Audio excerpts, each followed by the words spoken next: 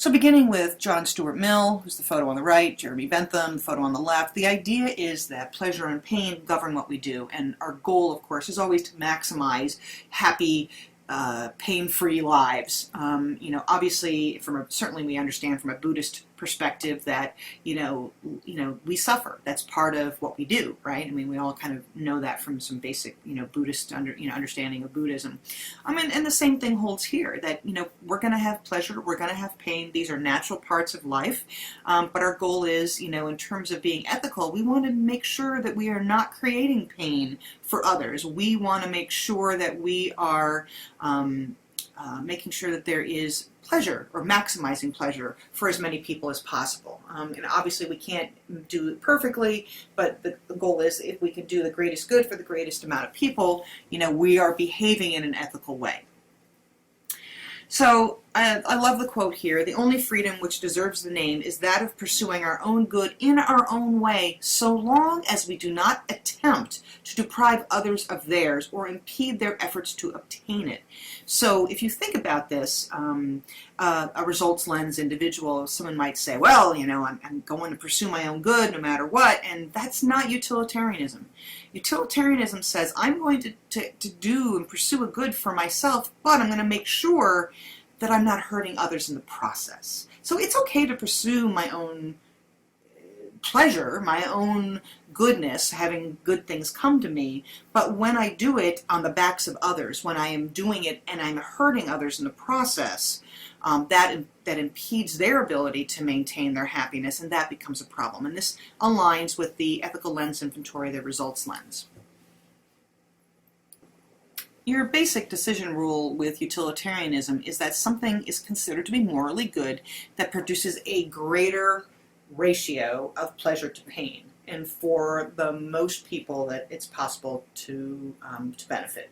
So basically, do the greatest good for the greatest amount of people, improving their lives and minimizing the harms. So typically, where do we see utilitarianism manifest itself? Well, even something as simple as the majority rules. Democracy is based on utilitarianism. It's the greatest good for the greatest amount of people. I'm not sure people necessarily interpret it that way, particularly as people become much more ideological, to the left and to the right. But really, democracy is about, look, we vote, and the majority wins, and the majority wins, and that's going to be the greatest good for the greatest amount of people because the majority has voted for what they want. So that will maximize the good for the most people. A lot of people don't always see it that same way. Tax laws focus on sort of utility. Environmental impact studies are looking at the costs of doing something to the environment versus the benefits, and sort of making sure that the benefit of what we're doing doesn't overwhelm the cost of hurting the environment.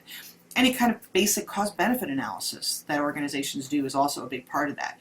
One thing to be really careful about is using cost-benefit analyses and not accounting for intangibles. For example, how do you cost the value of a human life?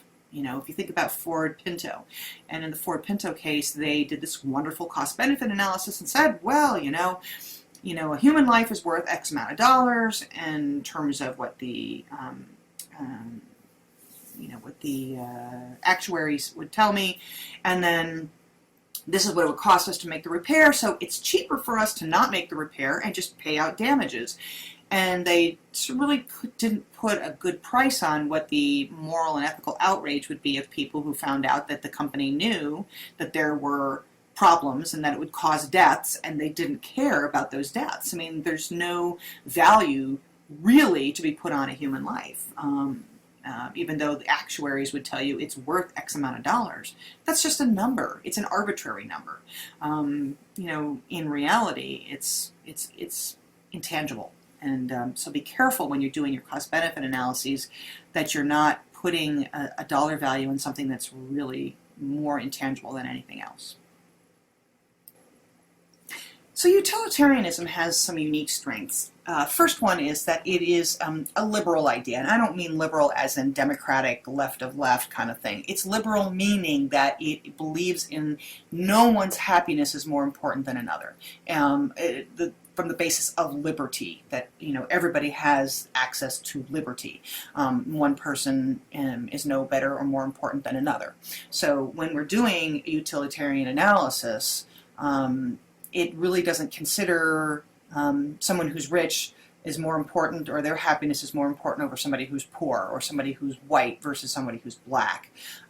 It pretty much says no one's happiness is more important than anybody else's. Everybody's happiness is important. Another thing too is it's very logical and has a lot of face validity for us, because it really describes how we make a lot of decisions. We make it based on a simple cost-benefit analysis. Here are the benefits, here are the weaknesses. Sounds good, let's do it. It's really easy to understand and to explain to somebody, and it really helps us to think about what is the impact of our actions, what is the impact of our decisions.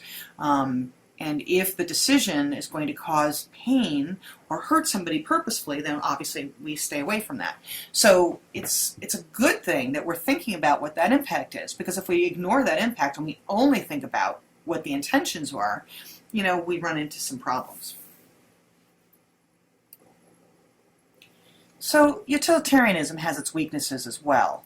One of the big problems is if we really put too much emphasis on the costs or the pains and underestimate the benefits, we may find it very difficult to make a decision. We may avoid the decision and may avoid that tough decision. I mean, it really takes a lot for us to be thinking about, is this beneficial? What are the overall greatest benefits that can occur if we make a decision? So when we're in a situation where, it's easier for us to think about all the pains and the costs and the challenges around that, it then forces us to avoid making tough decisions, because we overestimate the pain, so therefore we want to avoid the pain, and then we don't make the decision. Another aspect, of course, is when we say majority rules, it sounds really good, but in reality, who protects the minority? What about the minority group? Don't their rights matter?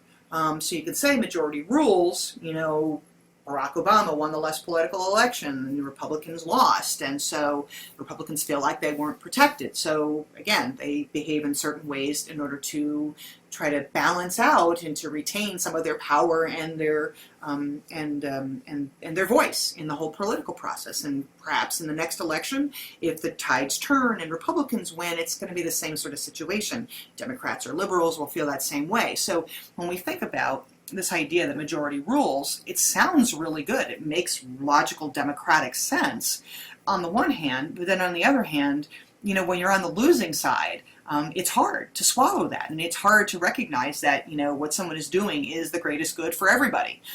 So obviously it's a bit of an issue, and of course there's a couple of really cool quotes. I'm sure you recognize the first one. It comes out of Casablanca. The problems of three little people don't amount to a hill of beans in this world. They're the minority, right? It doesn't matter what's going on with World War II. Three little people, really don't matter, relative to, the challenges of, World War II. And then Peter Singer arguing, no conclusions about what we ought to do can validly be drawn from a description of what most people in our society think we ought to do. Because, certainly we've seen people vote against civil rights. I mean, look at the whole battle that's been going on in Indiana right now, and some of the questions and concerns about whose rights are being protected in that situation. Whether you agree or disagree with some of those issues in Indiana, the bottom line is it becomes this huge debate of what is the best thing for society and what do most people believe would be the right thing in society. So it becomes a big issue and a big concern.